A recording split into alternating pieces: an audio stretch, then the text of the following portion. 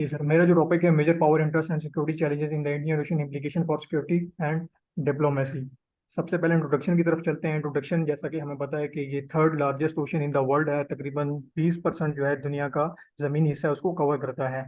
और ये जो हमारा इंडियन ओशन रीजन है ये साउथ एशिया, साउथ की तरफ तो हमारी यही कंट्रीज है, इंडिया वगैरह, और ये वेस्ट में अरेबियन, और साउथ वेस्ट की तरफ अफ्रीका, और वहां तक फैला हुआ है। बाकी अगर हम इसके ईस्ट की तरफ देखें, ऑस्ट्रेलिया, और साउथ पे जो है ये साउथर्न ओशियन या आर्टिक ओशन तक फैला हुआ है। इसका लॉन्गेस्ट कोस्टल लाइन जो है वो इंडियन का जो अपना बॉर्डर है उस पे वो है, जिसकी लेंथ जो है 7,517 किलोमीटर है। और ये जो है वार्म वाटर का जो है गढ़ जाना जाता है। और इसमें जो है डाइवर्स मरीन या इस तरह की बाकी जो स्पाइसीज हैं वो भी काफ़ी सारी पाई जाती हैं। इंडियन ओशन का जो डीपेस्ट पॉइंट है वो जावा ट्रेंच कहलाता है, जिसकी गहराई 7,192 मीटर है। और इसके अलावा इंडियन ओशन इसी रीजन में जो बड़ा दुनिया का फोर्थ लार्जेस्ट आयरलैंड है वो मदास्कर है, जो कि अफ्रीका के पास पाया जाता है। और इसी रीजन में वर्ल्ड का जो है मैनग्रूव्स फॉरेस्ट, जिसे सुंदरबान भी कहते हैं, वो बे ऑफ बंगाल में पाया जाता है, जिसको यूनेस्को ने भी अपनी वर्ल्ड हेरिटेज साइट लिस्ट में भी इसको प्रेजेंट किया है या वहाँ इसको अप्रूव किया है। सिग्निफिकेंस अगर हम इंडियन ओशन की देखें तो Indian Ocean holds great significance in the global affairs due to its strategic location.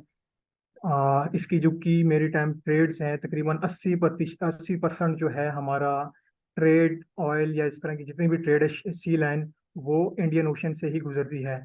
और मेजर ऑयल प्रोड्यूसिंग कंट्रीज भी हमारे इंडियन ओशन रीजन में ही पाए जाते हैं। जो मिडिल ईस्ट है, तकरीबन 40% जो है वो ऑयल एंड गैस की रिजर्व वहाँ पाए जाते हैं। और बाकी अगर इसकी सिग्निफिकेंस देखें तो वर्ल्ड का 1/3 पॉपुलेशन भी यहाँ पाई जाती है। कंज्यूमर की बड़ी मार्केट है। और यहाँ पे तकरीबन दुनिया के 4 बहुत ही इंपॉर्टेंट चौक पॉइंट्स पाए जाते हैं, जिसके लिए मैंने आगे ये स्क्रीन पे एक मैप भी शो किया है। यहाँ पे ये रेड डॉट्स आ रहे हैं, स्टेट ऑफ हॉर्मूज है। ये अगर कर्सर मेरा नज़र आ रहा हो, ये बहुत इंपॉर्टेंट है। मिडिल ईस्ट का जितना भी ऑयल यहाँ से अगर हम एक्सपोर्ट करते हैं वो सारा स्टेट ऑफ हॉर्मूज से गुजरता है। चाहे वो चाइना की तरफ जा रहा हो, चाहे वो अमेरिका या और यूरोप बाकी कंट्रीज की तरफ जा रहा हो, ये बहुत इंपॉर्टेंस की हामिल है। इसके बाद ये बाबुल मंदाब है, ये एक इसका दूसरा इंपॉर्टेंट चौक पॉइंट है, जो रेड सी को मेडिटेरियन सी से कनेक्ट करता है। और बाकी सारी शिपमेंट यूरोप की तरफ यहाँ से जाती है। अमेरिका और अफ्रीकन कंट्रीज बाबुल मंदाब का रूट जो है इख्तियार करते हैं। इसके अगेंस्ट अगर उनको दूसरा रूट इख्तियार करना पड़े तो वो हॉर्न ऑफ अफ्रीका, अफ्रीका वाली साइड है, लेकिन वो कॉस्ट इफेक्टिव बहुत ज़्यादा है, इसलिए बाबुल मंदाब पे ही यहाँ से ज़्यादा ट्रेडिंग उनकी होती है। और चाइना, जापान, कुवैत, यूनान बाकी जितने भी हैं वो स्ट्रेट ऑफ मलाका को यूज़ करते हैं। ये भी एक इसका मेन चौक पॉइंट है इस रीजन का। रिसर्च क्वेश्चन जो मैंने इसमें रखा है वो, how do major power interest and security challenges in the Indian Ocean region impact regional security cooperation and diplomacy. और दूसरा इसी में ही है, what are the implication for achieving sustainable security and diplomatic outcomes. Methodology जो मैंने use की है वो क्वालिटेटिव रिसर्च अप्रोच है। सेकेंडरी डाटा कलेक्शन है, जो डिफरेंट वेबसाइट, ऑफिशियल जो वेबसाइट्स हैं वहीं से कलेक्ट किया है। और थ्योरी जिसमें अप्लाई की गई है वो रियलिस्ट थ्योरी एप्लीकेशंस हैं। मेजर पावर्स की अगर हम बात करें तो इंडिया, चाइना और यूएस, रशिया, जापान, ये सारे ही शामिल हैं। लेकिन मेन जो है इसमें अमेरिका, चाइना और इंडिया का रोल ज़्यादा है। अमेरिका वैसे ही डोमिनेंस अपनी क्रिएट करना चाहता है, तो अमेरिका की जो प्रेजेंस है वो हमारे इंडियन ओशन के खत्ते में बहुत ज़्यादा है। मिलिट्री डिप्लॉयमेंट उसकी देखी जाए वो भी उसने बहुत ज़्यादा कर रखी है। उसको काउंटर करने के लिए चाइना, और चाइना को काउंटर करने के लिए अमेरिका प्लस इंडिया उसका स्ट्रेटेजिक पार्टनर, ये दोनों अपनी पॉलिसीज स्ट्रेटजीज मिलके बनाते रहते हैं।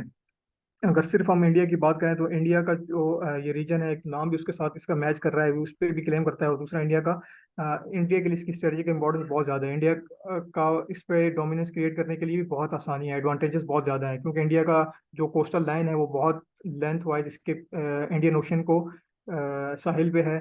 इंडिया की तकरीबन आधी से ज़्यादा नेवी वहाँ डिप्लॉय है, वहाँ से भी वो इस रीजन को कवर कर सकता है। प्लस इसके अलावा जो मदास्कर लार्जेस्ट जो हमारा मदास्कर मदागास्कर आयरलैंड था, वहाँ पे इंडिया ने अपना एक रिडार स्टेशन बनाया हुआ है। प्लस उसके साथ में जो है 2 आयरलैंड है, उस पे भी इंडिया अपना, जिनका नाम है अदमान एंड निकोबार आयरलैंड, वहाँ पे भी इंडिया अपनी मिलिट्री डिप्लॉयमेंट की प्लानिंग कर रहा है।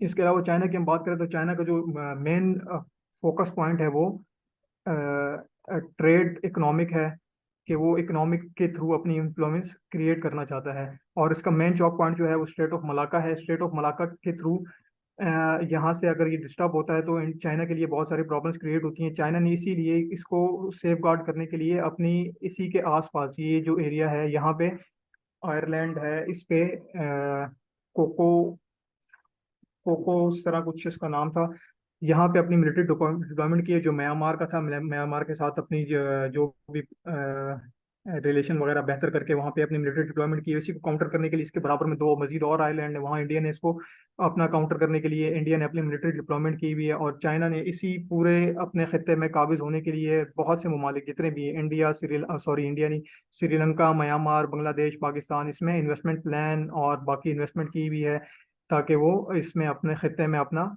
जोर जमा सके। इसी तरह यूएस जो है, यूएस ने अपनी मिलिट्री डिप्लॉयमेंट के लिए एक शिप भी इसका कंटिन्यूसली यहाँ सर्वेलेंस के लिए मौजूद रहता है। और बिल्कुल सेंटर में हमारे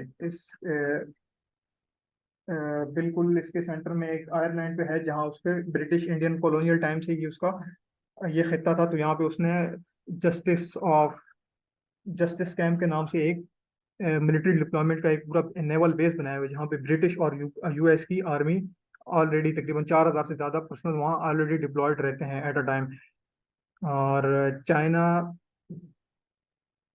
चाइना जो है इस इन्वेस्टमेंट के थ्रू ही कर रहा है। और चाइना का अगर, हाँ, चाइना मलाका स्ट्रेट जो है, अगर यहाँ से अगर उसको कोई खतरा होता है, इसको कवर करने के लिए चाइना ने सीपैक का प्लान भी जारी किया है, जो पाकिस्तान के थ्रू, और वो अपनी ये सब तमाम जो रूट को बगैर किसी डिस्टर्बेंस के अपनी ट्रेड और बाकी सारी फैसिलिटीज़ को जारी रख सके। उसके लिए सीपैक जो 2016 में पाकिस्तान के थ्रू उसने एक इन्वेस्टमेंट प्लान जारी किया है।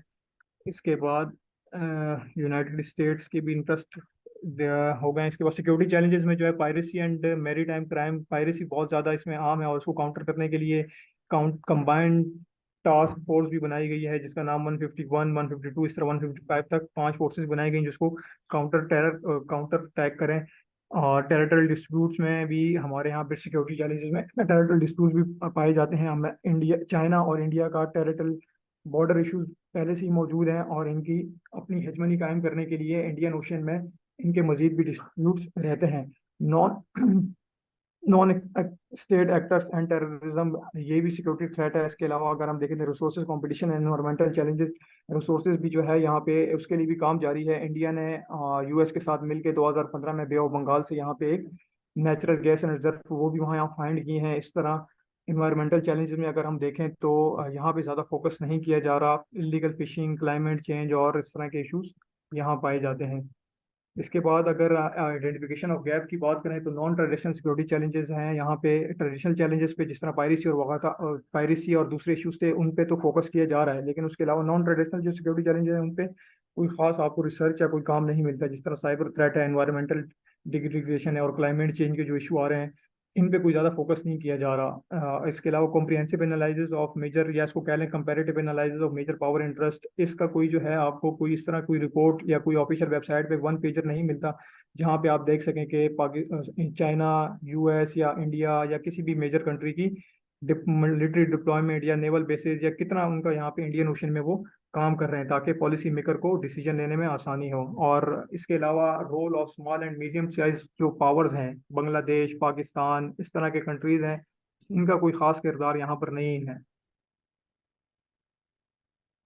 कंक्लूजन में यही है कि ये तमाम जितने भी मेजर पावर्स हैं, इनका सिर्फ और सिर्फ फोकस जो है वो रियलिज्म थ्योरी पे ही है। वो अपने major national interest, gain of power, resources, इन्हीं को ही सिर्फ कायम करने के लिए काम करती रहती हैं। चाहे वो अपनी सिक्योरिटी